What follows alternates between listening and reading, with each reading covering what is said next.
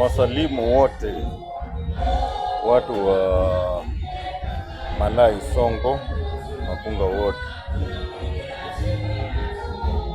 Salamu tu ambayo nimewaletea siku ya leo kwa ajili 2027 naelekea kufika.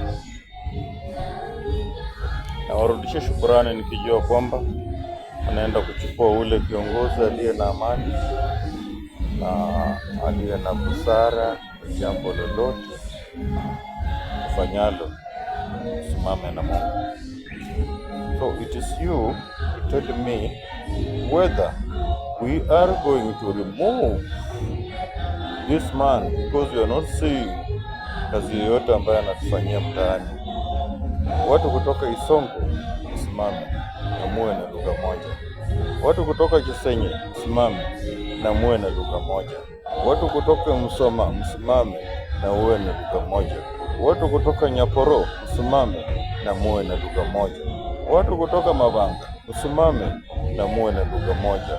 Watu kutoka Mala msimame na muwe na lugha moja. Watu kutoka Mkomari msimame na muwe na lugha moja. Watu kutoka Msango msimame na muwe na lugha moja, kwa sababu huyu jamaa tulijaribu juu chini afanye kazi, lakini hatuonyeshi maendeleo yoyote katika hiyo mtaa. Yani mimi nimezaliwa ndani.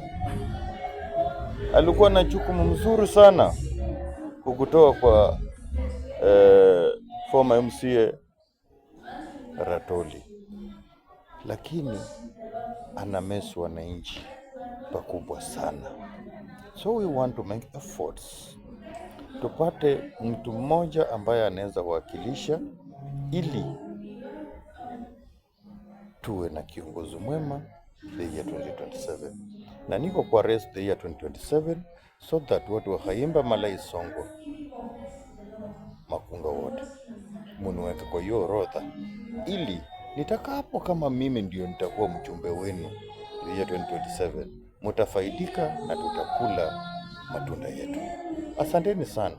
Nitasimama na nyinyi, nitaitisha mkutano kwangu na najua mtakuja kwa wingi ili tufanye mambo ya muhimu ambayo yanakuja. Asanteni sana. Na wale wote ambao hawanijui, mimi ni MCA wenu wa 2027 Boniface Luvale Lumbasi. Nyumbani ni hapo kwa daraja ya Khaimba hapo chini. That's my home. Welcome. Ile wakati taitisha mkutano mweze kufika kwa boma yangu, tushirikiane na nyinyi kwa maongezi yale yote ambayo tunayapitia area tunajua, na tutashukuru Mungu wakati tutakuwa pamoja. Asanteni sana kwa kunisikiliza wale wote ambao wamenipata.